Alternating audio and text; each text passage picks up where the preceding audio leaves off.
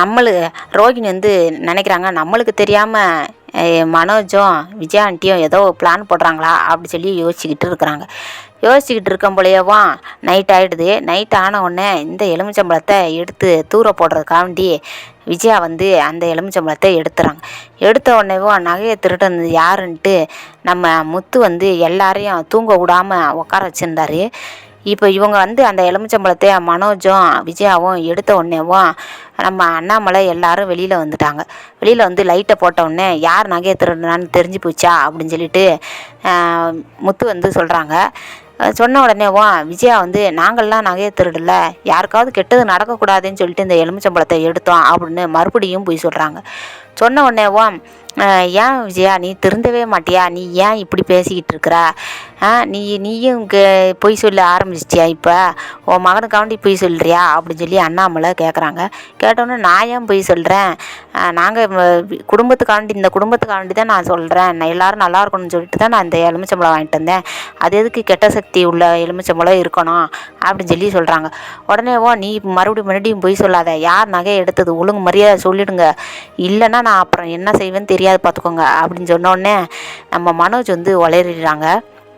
உடனேவும் ஏன்டா மனோஜ் இப்படி செஞ்சேன்னு சொல்லிட்டு சர மாதிரி அடித்து வெளுத்து கட்டிடுறாரு அண்ணாமலை.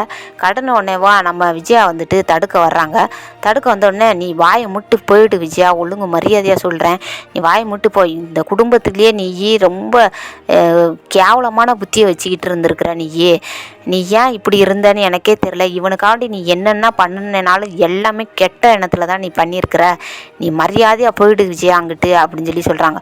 உடனேவா விஜயா நான் ஏன் போகணும், நான் என்ன எல்லாரும் செய்யாத தப்பாக செஞ்சுருக்கேன் அப்படின்னு சொல்லிட்டு விஜயா சொல்கிறாங்க.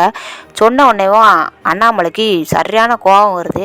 கோவம் வந்த உடனேவும் ஏன் விஜயா நீ திருந்தவே மாட்டியா, நீயும் கெட்டு போகிறது இல்லாமல் அவனையும் சேர்த்துல கெடுத்துக்கிட்டு இருக்கிற, இங்கே 3 பேர் இருக்கிறாங்களே, 3 பேர்த்தில் என்ன உனக்கு முத்துவை பிடிக்காது, இருந்தாலும் பிடிச்சவனுங்க மனோஜனாலும் ஒழுங்கானாலும் வளர்க்க வேண்டியதானே, நீ ஏன் இவன் முத்துவோட பொண்டாட்டி நகையை எடுத்து விற்று அதில் ஏன் நஷ்டத்தை ஈடுகட்டுறதுக்காண்டி இருக்கணும் அப்படி இப்படின்னு சொல்லிட்டு நம்ம அண்ணாமலை சர மாதிரியாக கேள்வி கேட்குறாங்க விஜயா கிட்ட.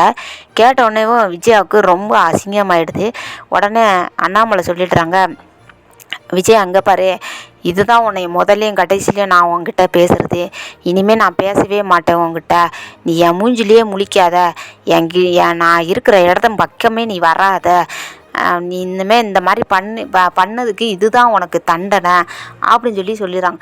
அதுக்கு விஜயா வந்து இல்லை நான் செஞ்சது தப்பு இல்லை, நான் இந்த மாதிரி தான் பண்ணினேன், நான் நல்லது தான் பண்ணினேன் அப்படி இப்படின்னு அவங்க செஞ்ச தப்பை வந்து சமாதானப்படுத்துறதுக்காண்டி சரி கட்டுறதுக்கு ஏதோ கதையை சொல்லிக்கிட்டே இருக்கிறாங்க.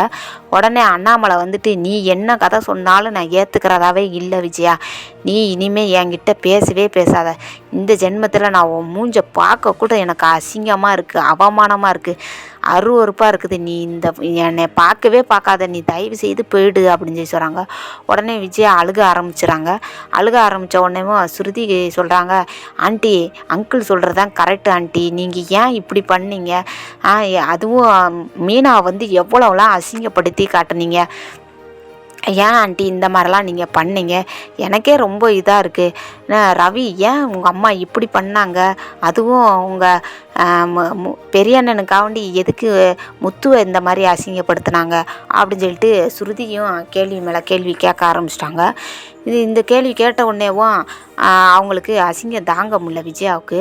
ஆனால் முத்துவும் மீனாவும் எந்த ஒரு வார்த்தையும் கேட்காம சைலண்ட்டாகவே இருக்கிறாங்க.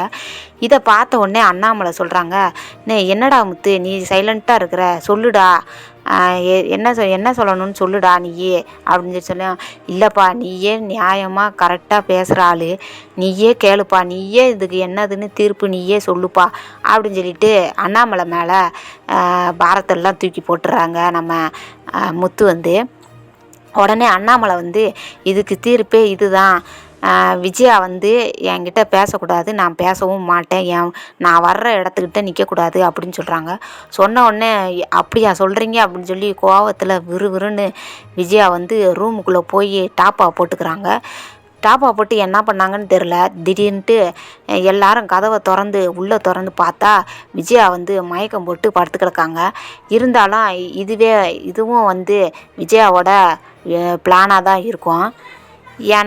ஏன்னா அண்ணாமலை பேசலை அப்படின்னு சொல்லியும் சும்மா நினச்சிக்கோம் மயக்கம் போட்டு உழுவுற மாதிரி நடிக்கலாம், அப்போ நம்மளை எல்லாரும் தாங்குவாங்கள்ல அப்படின்னு சொல்லிட்டு ஆக்டிங் பண்ணுறதை கண்டு இது பிளான் போடுற மாதிரி தான் எனக்கு தோணுது.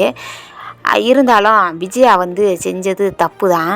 3 பிள்ளைங்க இருக்கும் போல் ஒரு பிள்ளைக்கு மட்டும் அவங்க பாகபட்சம் பார்க்குறது ரொம்ப கஷ்டமாக தான் இருக்குது அவங்க நிலைமையை பார்க்கும் போல்.